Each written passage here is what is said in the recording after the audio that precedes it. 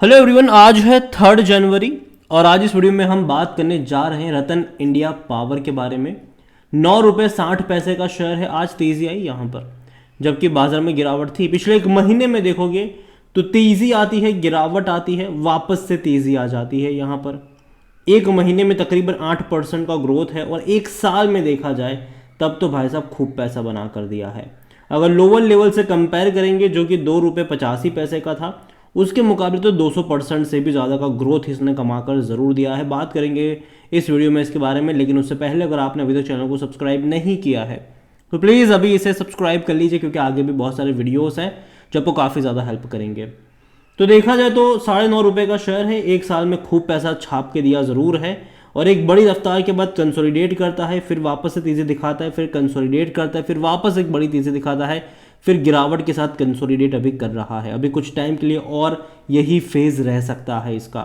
जहाँ तक पिछले 5 साल का ग्राफ देखो तो 175% का ग्रोथ ज़रूर है, लेकिन अगर आप लॉन्ग टर्म का ग्राफ देखो तो एक चीज़ पता चलेगी कि भाई साहब एक बड़ी तेज़ी आती है, बड़ी गिरावट भी आती है, फिर एक बहुत बड़ी तेज़ी आती है। उसके बाद जब गिरावट आती है तो वो कोई छोटी मोटी नहीं होती, वो भी उतनी ही बड़ी गिरावट होती है। फिर वापस अटेम्प्ट करता है, वापस बड़े लंबे समय तक गिर रहा था, वापस इसने अटेम्प्ट करा है। डेफिनेटली यहाँ पर गिरावट एक्सपेक्टेड रहेगी आने वाले टाइम में। मैं मानता हूँ कि पावर कंपनियाँ डेफिनेटली फोकस में रहने वाली है, कंजम्पशन बढ़ने वाला है, लेकिन अगर आप देखोगे तो धीरे धीरे जो बड़ी कंपनियां हैं वो और बड़ी कंपनी बनेगी। जो छोटी कंपनियां होगी वो या तो भैया किसी के हाथों बिक जाएगी, या तो वो अपनी कैपेसिटी को उस रफ्तार से बढ़ा ही नहीं पाएंगे जिस रफ्तार से इनको बढ़ानी होगी, और डेट में जूझ रही कंपनी की हालत और ज़्यादा ख़राब होगी। स्टेट गवर्नमेंट के साथ आपको अच्छे रिलेशन बना के रखने होंगे ताकि आपको वहाँ पर बिजली सप्लाई करने का ऑर्डर वगैरह मिल पाए। तो ये बहुत सारे चैलेंजेस जो वो छोटी कंपनी के पास ज़रूर रहेंगे। बड़ी कंपनीज फुल एक्सपांशन मोड में रहेगी तो उनके लिए दिक्कत नहीं है, लेकिन छोटी कंपनी दिक्कत ज़रूर झेलेगी। अब अभी आपको तेज़ी देखने को मिल रही है, लेकिन अगर आप मैक्सिमम ग्राफ देखोगे तो भाई साहब लगातार ये गिर रहा था, लगातार गिर रहा था। ये बीच बीच में कई बार इसने बड़े अटेम्प्ट्स करे हैं तेजी दिखाने की, लेकिन हर बार वहां से ये गिरा ही है।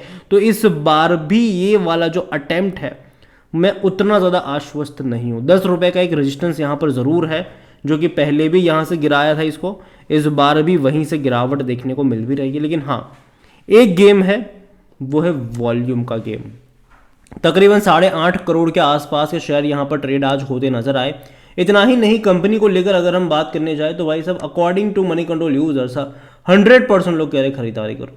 ये थोड़ा सा सरप्राइजिंग है मेरे लिए, थोड़ा सा सरप्राइजिंग है ये, क्योंकि अगर आप कंपनी के नंबर्स को देखोगे तो ये आपको उतने ज़्यादा एंकरेजिंग करने वाले पहली चीज़ तो नहीं है। इनके रेवेन्यू में लगातार डिक्लाइन आया है, 900 करोड़ से 800 करोड़ से भी नीचे आ गए हैं रेवेन्यू क्वार्टरली, और प्रॉफिट तो है ही नहीं, लॉस है। हर क्वार्टर में लॉस है और बड़े बड़े लॉस है। लास्ट क्वार्टर में 800 करोड़ से भी कम का रेवेन्यू था, लेकिन उसके मुकाबले 632 करोड़ का लॉस था। तो नंबर्स उतने ज़्यादा अट्रैक्टिव नहीं लग रहे हैं, ठीक है। और अभी भी जब दिसंबर के नंबर आएंगे तो भाई साहब मुझे और ज़्यादा एक्सपेक्टेशन नहीं है। वापस से बड़े लॉस आपको यहाँ पर देखने को मिलेंगे और नतीजे के बाद एक डिक्लाइन वापस से यहाँ पर एक्सपेक्टेड ज़रूर रहेगा, ज़रूर रहेगा। कंपनी का अगर आप यहाँ पर पी रेशो देखोगे तो डेफिनेटली वो आपको नेगेटिव में ही देखने को मिलेगी, क्योंकि जाहिर सी बात है कंपनी जब लॉस मेकिंग होती है तो वो नेगेटिव में ही होता है। जहाँ तक फिनेंशियल्स अगर आप देखोगे तो उतने ज़्यादा आप ट्रस्ट नहीं कर पा रहे हो कंपनी को, क्योंकि लॉस ही है, और अभी से नहीं लंबे समय से लॉस है। यहाँ पर हर क्वार्टर में लॉस है। 800 करोड़ तक के लॉस कंपनी को हर क्वार्टर में कर चुकी है। बीच में घट के 300 करोड़ भी था, लेकिन एटलीस्ट 500 से 600 करोड़ का अभी क्वार्टरली लॉस एक पैटर्न बन चुका है, और रेवेन्यू में कोई तेज़ी नहीं है। जबकि बाकी जो पावर कंपनियां जिसने बहुत अच्छी तेज़ी दिखाई है पिछले 1-2 सालों में, उनके रेवेन्यू में अगर आप देखो तो बेहतरीन तेज़ी है। यहाँ पर जून 2021 में 950 करोड़ के जो रेवेन्यू थे वो अभी भी उससे भी कम ही है, मतलब उसके आसपास ही है, बढ़ भी नहीं पाए हैं। तो ये एक प्रॉब्लम यहाँ पर ज़रूर होगी कि ग्रोथ नहीं आ रही है रेवेन्यू वाइज। इसका मतलब ये है कि कैपेसिटी इनकी नहीं बढ़ पा रही है। और आने वाले टाइम में देखो बिजली के दाम बढ़े, अगर मैं कह दूँ बिजली के दाम बढ़े हैं, लेकिन यहाँ पर वो चीज़ देखने को नहीं मिल रही है। जबकि बाकी बड़ी कंपनी अगर आप टाटा को देखोगे, अदानी को देखोगे, वो उनके रेवेन्यू प्रॉफिट में लगातार बेहतरीन तेज़ी है पिछले 2 सालों में। 2 साल पहले के नंबर्स आप देखना, अभी के नंबर्स देखना, आपको ज़मीन आसमान का फ़र्क दिखेगा, लेकिन यहाँ पर वो फ़र्क नहीं दिख रहा है। यहाँ पर वो फ़र्क नहीं दिख रहा है। ऑल कंपनी लॉस मेकिंग है, जो कि एक नेगेटिव पॉइंट इनके लिए ज़रूर रहेगा। जहाँ तक हम बात करें शेयर होल्डिंग की, तो प्रमोटर के पास 44.06% की होल्डिंग है। प्रमोटर के द्वारा 39.06% की होल्डिंग गिरवी भी है। बड़े बड़े फंड में देखोगे तो म्यूचुअल फंड के पास 0.04% की होल्डिंग है, 7.17% डोमेस्टिक के पास है, 0.48% एफआईएल्स लेकर बैठे हैं। रिटेल और अदर्स की कुल मिलाकर होल्डिंग है यहाँ पर 48.25%, जिनमें से रिटेल इन्वेस्टर यहाँ पर 13.61% की होल्डिंग लेकर बैठे हैं।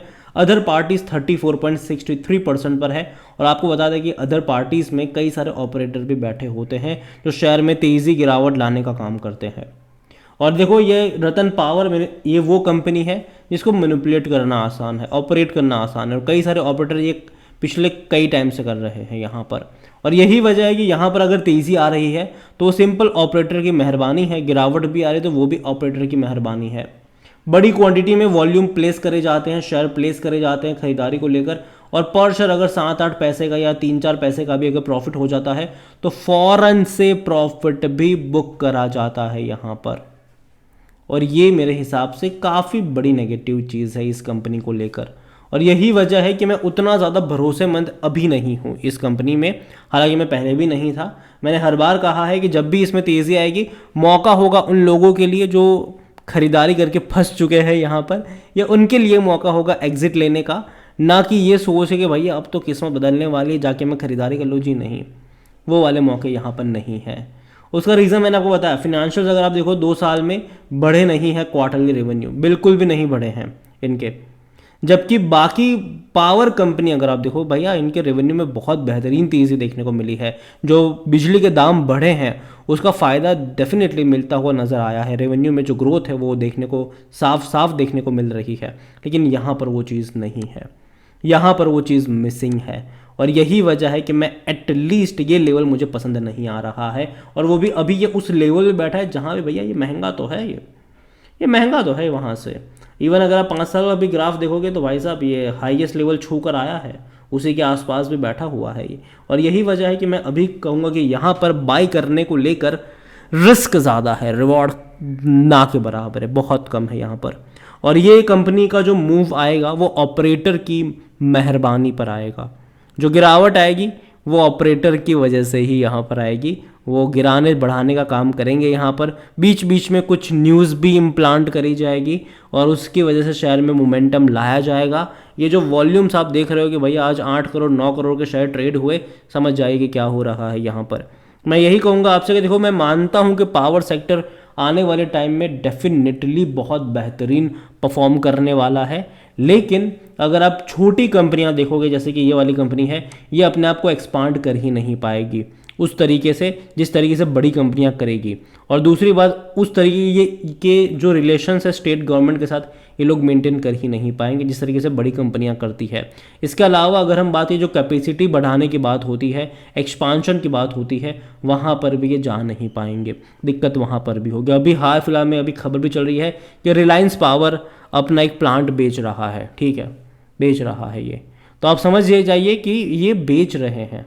आने वाले टाइम में रतन इंडिया पावर का, देखो मैं ये नहीं कह रहा कि ऐसा ही होगा, लेकिन चांसेस यही होने वाले इन कंपनियों के भी। ये अपनी कैपेसिटी को बढ़ा नहीं पाएंगे और गवर्नमेंट जो है वो ज़्यादा बिजली के जो दाम है वो बड़ी कंपनियों को पे करती नज़र आएगी। इन कंपनियों को शायद थोड़ा उतना ज़्यादा प्रेफरेंस नहीं मिलेगा लॉन्ग टर्म के लिहाज से। और यही वजह है कि मैं अभी इसको अवॉइड करना पसंद करूँगा। खास करके जिस लेवल पर बैठा है वो एटलीस्ट देखो महंगा तो है, ठीक है, आप इसको इनकार नहीं कर सकते।